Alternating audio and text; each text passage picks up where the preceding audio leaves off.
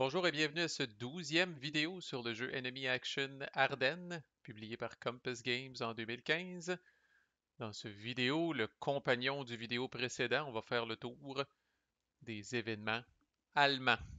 Alors, toutes sortes d'affaires encore là-dedans, là. Pas mal des affaires toutes uniques à l'allemand, là, qui a évidemment un style de jeu et des objectifs bien différents de l'allié dans ce conflit-là. Tout d'abord, encore là, il y a tout un tas de cartes, là, je les ai même pas comptées tellement il y en a euh, pour les Allemands, là. Il y a tout un tas de cartes de l'allemand où il n'y a pas d'événement. Alors, pas de stress avec ces cartes-là. Sans plus tarder, on va s'en débarrasser.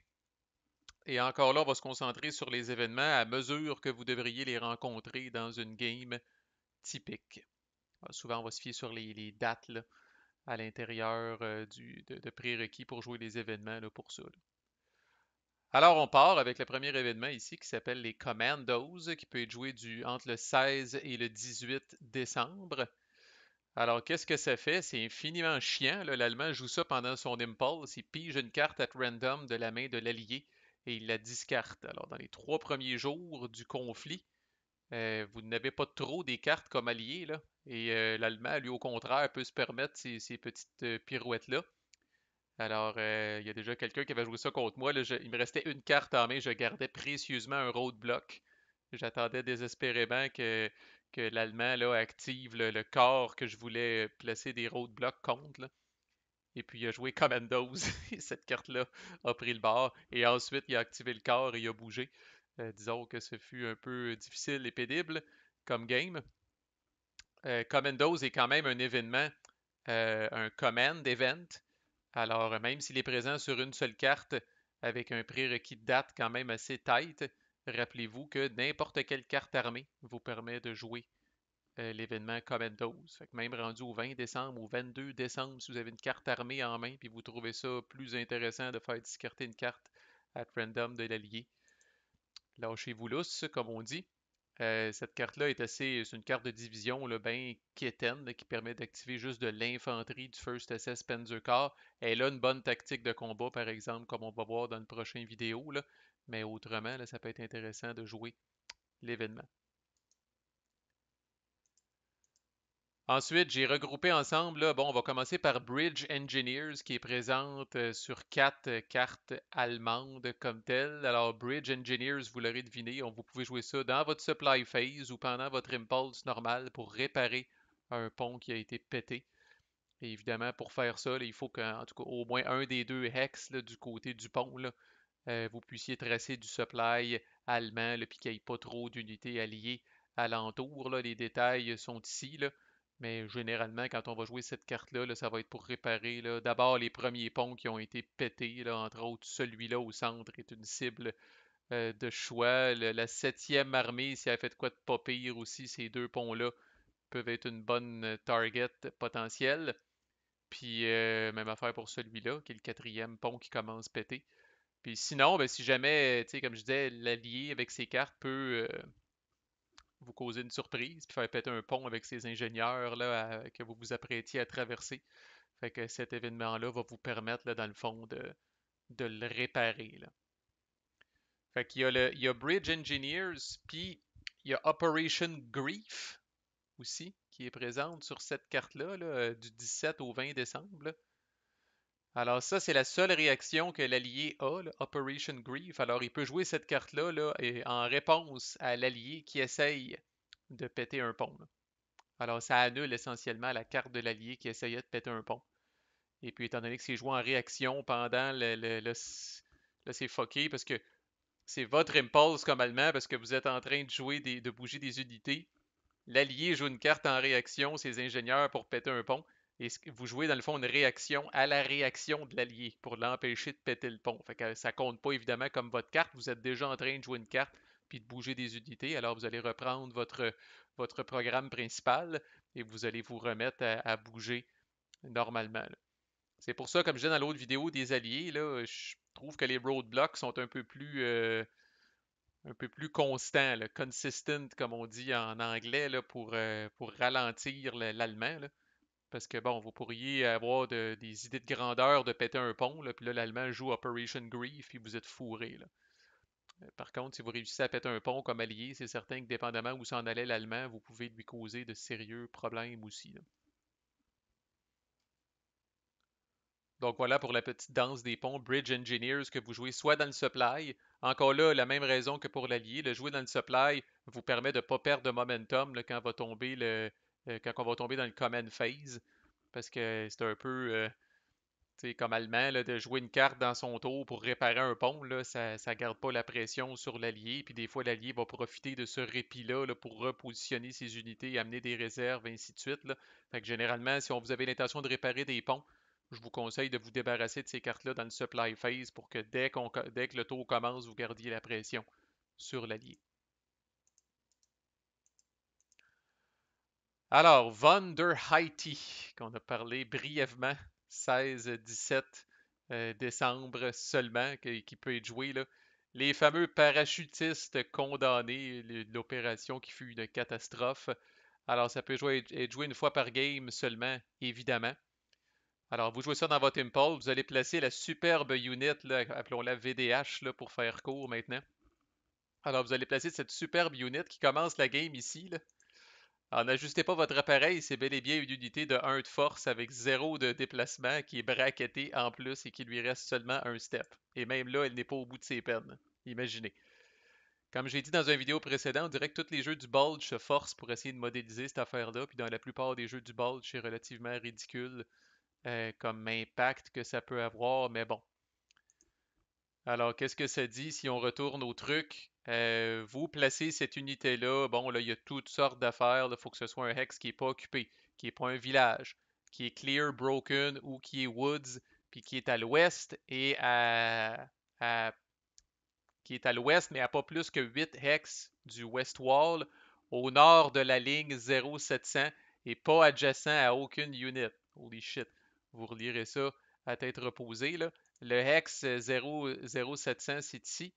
Donc, excusez, il y a des cartes d'un mais ça va être au nord de ça, à 8 hex maximum d'un West Wall hex. Pas dans de la forêt, parce que c'est des parachutistes. Donc, Broken, Clear ou Woods. OK? Fait que vous choisissez d'abord la destination, puis ensuite, comme je disais, elle n'est pas au bout de ses peines. Bon, une fois qu'elle est placée, l'unité ne peut pas se déplacer. Elle a 0 de movement allowance. Elle ne peut même pas faire le fameux minimum one hex movement qu'on a parlé dans cette vidéo-là. Puis elle ne peut pas retraiter si elle est attaquée. Et comme je dis, vous n'êtes pas au bout de vos peines. En la plaçant, vous brassez un D10. C'est vrai, c'est la deuxième utilité du D10 dans le jeu à 2 joueurs. Si vous pognez 1, je répète, 1, elle est en full supply. Sinon, ça se garde. 2, 3, elle est en low supply. 4 à 7, elle est out of supply. 8 à 9, elle est isolée. Et 10, elle est éliminée. Vous avez tout fait ça pour rien. De checker où est-ce que je la placerais bien. Puis après ça, on brasse le dé. On la place avant de brasser le dé parce que sinon, vous pourriez tenter de changer son placement si jamais elle tombe full supply versus isolée. Fait que c'est pour ça. On choisit où on la place, puis après ça, on brasse le dé. Puis elle va checker son supply. Là, je me rappelle pas, ça dit per normal supply rules. Mais bon, étant donné que c'est une unité allemande, je ne sais pas si elle check son supply dans les 3 premiers jours du conflit, là, quand même. Là. Mais juste pour vous dire comment est-ce que ça a vraiment pas beaucoup d'importance, cette unité-là. Là, je ne connais pas cette règle-là par cœur, et pourtant c'est une chose de début de game. Ce que ça fait, par exemple, les vraies choses chiantes que ça fait, quand vous faites du mouvement stratégique, rappelez-vous, vous ne pouvez pas terminer votre mouvement stratégique adjacent à une enemy unit, même si cette enemy unit-là n'a pas de ZOC. Parce qu'évidemment, Von der Height n'a pas de ZOC. Mais même là, vous ne pourriez pas, si Von der Height est ici, là, vous ne pourriez pas faire terminer le strategic movement d'une unité alliée ici.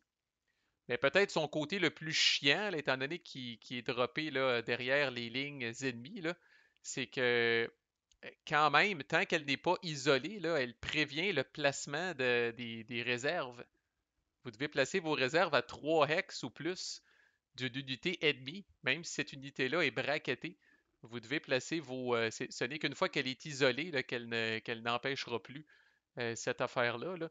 Mais tant qu'elle est normale, low supply ou out of supply, mettons que vous la droppez ici, là, ben, un rayon de 3x autour de ça, c'est chiant pour placer vos réserves. Fait qu'elle a ça qui roule pour elle. Et le cadeau, what's in it, autrement, pour l'Allemand, c'est que si jamais par un miracle quelconque elle survit et qu'il y a une unité allemande qui rentre dans son hex, elle est comme sauvée. Euh, Puis ça donne un VP à l'Allemand. Big deal sur les 35 au minimum dont il a besoin pour gagner la game. Fait que, tu sais, beaucoup de bruit pour rien, comme disait Shakespeare. Fait que c'est ça. Et voilà le Wunderheit for you. Ensuite, ça par exemple, c'est intéressant. Eisenhower hesitates. Alors, Eisenhower hésite. Il hésite à quoi? Alors, comme allemand, vous choisissez soit la 82e ou la 101e division et vous les retardez d'une journée sur le fameux calendrier.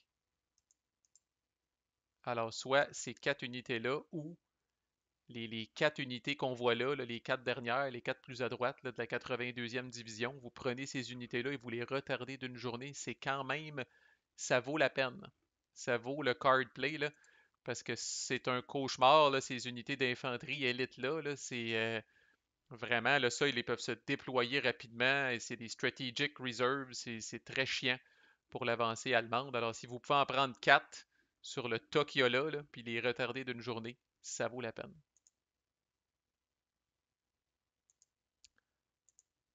On va venir ici. Merci Eisenhower.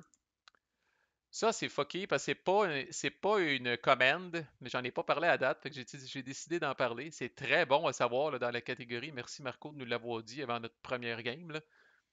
Il y a une carte banale ici en l'apparence là, qui permet d'activer soit Piper ou la 150e Panzer Brigade, qui, je le rappelle, est cette unité-là ici là, que j'ai mis sur le top, là, puis Piper est là. Portez attention, là, les deux premières lignes avec une flèche, là. Une qui est le 17 décembre, puis l'autre qui est le 18 décembre. Là. Le 17 décembre, si vous avez cette carte-là en main, vous pouvez activer Piper et il ignore toutes les OC alliées. Et le 18 décembre, si vous avez cette carte-là en main, vous pouvez activer la 150e et vous ignorez toutes les OC alliées également. C'est quand même des unités qui ont 6 de move, dépendamment sont rendus où. Admettons que je sais pas, là, vous avez fait des attaques, bon, delete, on va éliminer celle-là. Tu sais, mettons, le Piper est là. En théorie, là, tout est beau. Là. Piper est entouré de Zoc, puis il va pas nulle part à moins qu'il attaque. La vie est belle. Soudainement, vous jouez cette carte-là, par exemple, le 17, là, vous jouez Piper sans. Il se fout des Zoc. Là. Fait que là, 1, 2, ça ne coûte même pas plus de move pour quitter une Zoc. Il se fout des Zoc. Là. 1, 2, 3, 4, 5, 6, tu sais, bon, il y a différents scénarios qu'on peut faire. Là, soudainement, il se retrouve derrière les ligues ennemies. C'est pas grave dans les 3 premiers jours parce que l'Allemand fait pas de check de supply. Alors, ça peut venir compliquer là, les retraites des unités, entre autres du 5e corps, là, qui normalement, à mesure qu'ils se font taper, reculent et reculent. Là, si vous avez Piper dans le derrière, comme on dit, c'est ça change la donne là, pour reculer. Là. Fait que soyez conscient de cette carte-là, là, puis vous êtes pas mal sûr de pouvoir l'utiliser. Soit que vous la pigez le 17, puis ça va être Piper, ou vous la pigez le 18, puis ça va être la 150e. C'est sûr, vous pouvez ne pas la piger du tout, mais c'est quand même un peu plus rare. Alors voilà, je tenais à en parler quand même, parce que dans la catégorie, là, on est content de savoir que ça existe. Là, ça, c'est pas mal là. Là. Ensuite, le 19, Manteuffel directs traffic. Manteuffel, qui était, je crois, en charge de la 5e Panzer Army. Alors, une fois que vous jouez cet événement-là, pour toute la journée, aucun roadblock ne peut être placé à 4 hex ou moins d'une unité qui se trouve dans la German 5th Panzer Army. Alors, ça peut être anodin comme ça peut être la fin du monde, cette carte-là. Là, 5e Panzer Army, c'est ceux qui sont au milieu, c'est ceux qui historiquement ont vraiment fait un breakthrough significatif. Là. Alors, si le 19, si l'Allemand joue ça, puis comme allié, vous comptiez sur les roadblocks pour ralentir la progression de cette armée-là, là, comme on dit, think again. Vous ne pourrez pas mettre de roadblock à 4 hex ou moins de n'importe quelle unité de la 5e Panzer Army. Les roadblocks pour cette armée-là deviennent quasiment inutiles, là, 4 hex ou plus. Euh, en fait, on est rendu à 5 hex ou plus que vous pouvez les mettre. Rendu là, là vous voyez le réseau de route là, qui est quand même assez développé. Là. rendu là, l'Allemand va se trouver une autre place pour passer, pour contourner vos roadblocks, là. Normalement, on met les roadblocks le plus proche qu'on peut des unités là, pour les confiner, là, puis s'arranger pour pas qu'ils puissent avancer, là. Mais là, avec Manteuffel qui dirige le trafic, là, oh boy, ça change la donne. Fait que s'il y a un cas où l'Allemand a une chance là, de traverser la Meuse, là, c'est peut-être le 19, s'il pige cette carte-là au début du tour, qui ajoute que les unités de la 5e Panzer Army sont quand même assez avancées. Là, il sait qu'il n'y a pas les roadblocks dans les pattes, il y a juste à se préoccuper des unités. Ça peut être quand même très très fort, là.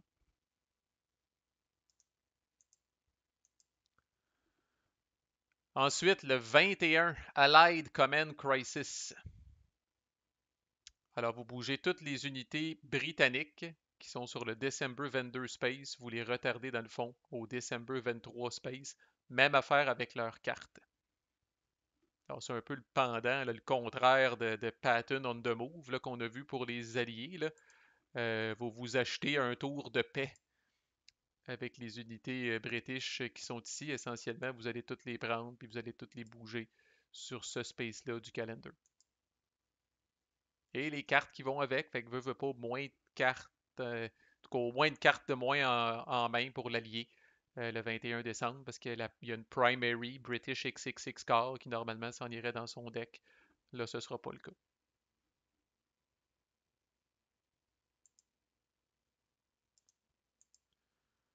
Bon, j'ai mis la seule carte de Fuel Priority.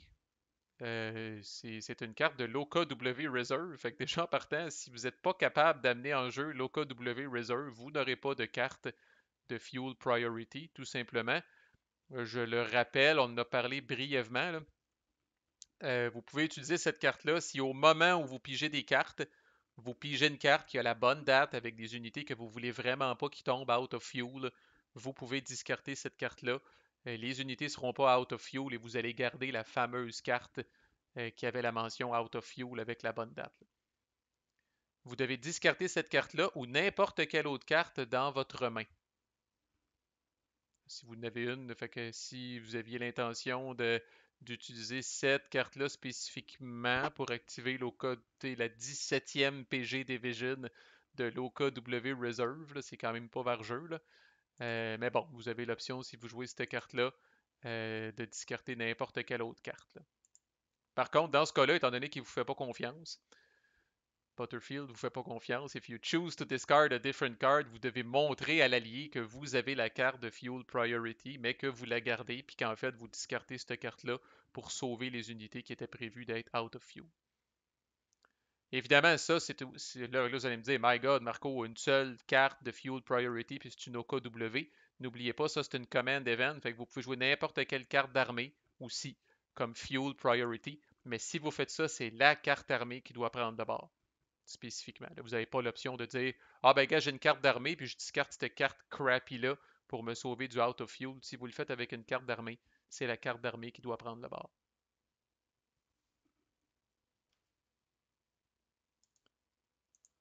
Monty Tidies the Lines, le 24 ou le 25 décembre. Alors, qu'est-ce que ça fait pour cette journée-là seulement? Quand même, les unités de la première armée US ne peuvent pas faire d'attaque, essentiellement.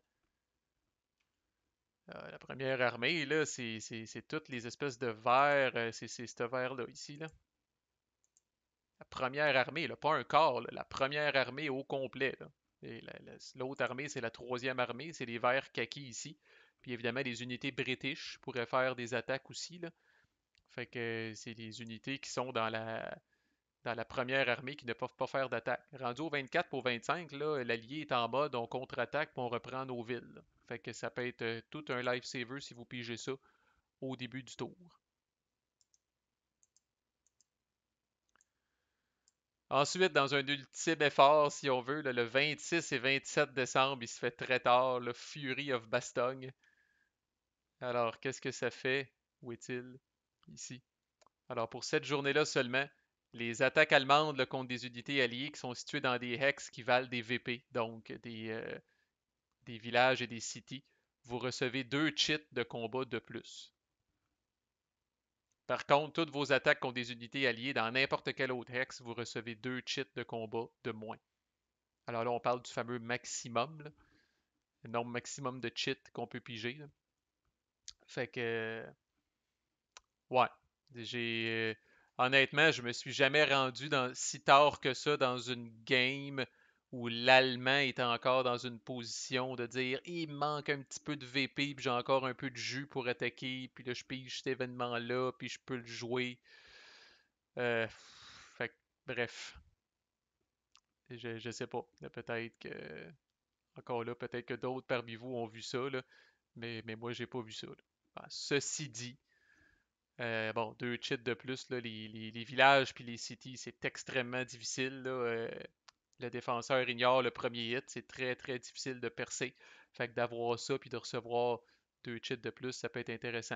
Oubliez pas, là, même avec les cartes armées que j'ai mis ici, là, vous n'êtes pas capable, vous n'êtes pas capable de répliquer ou d'émuler n'importe quel événement avec une flèche en avant, n'importe quel événement spécial. Et le jeu vous rappelle aussi que le 16, lors de vos surprise attacks comme allemand, vous ne pouvez pas jouer de commands. Vous ne pouvez pas jouer d'événements comme ça. Vous ne pouvez pas jouer commandos. Vous ne pouvez pas réparer un pont si l'envie vous en prenait, là. Vous ne pouvez pas jouer Height. Fait que, donc, spécifiquement, là, pendant vos surprise attacks, vous ne pouvez pas jouer de command events. J'ai peut-être fait le ménage trop vite parce qu'en regardant ça, je me rends compte que l'allemand aussi a une carte Ground Freeze. Fait que j'imagine qu'elle doit être le 23 décembre aussi, comme la carte de l'Allié. En tout cas, l'effet est exactement le même. Fait que c'est intéressant, parce que j'ai l'impression que si l'Allemand a encore espoir de- d'avancer, puis de bouger, puis de prendre des places, c'est peut-être lui qui va la bouger, qui va la jouer. C'est-à-dire, à l'inverse, si le vent a tourné, puis l'Allié est en mode contre-attaque, puis let's go, on kick les culs de l'Allemand en dehors de nos villes, c'est peut-être lui qui va la jouer. Fait que petit effet miroir intéressant, là. Je l'ai probablement missé, passé par-dessus quand que j'ai fait le tri des cartes au début. Mais that's it, on a fait le tour de tous les événements allemands. Dans le prochain vidéo, là, manquez pas ça, on va voir toutes les tactiques de combat. Là, on va les voir combinées parce que les tactiques de combat sont vraiment là, à 80% communes d'un camp et de l'autre, là. Fait qu'on va être capable de voir toutes les tactiques de combat dans le prochain vidéo. C'est ce qui vous attend si vous poursuivez sur la playlist. Voilà, merci de votre écoute.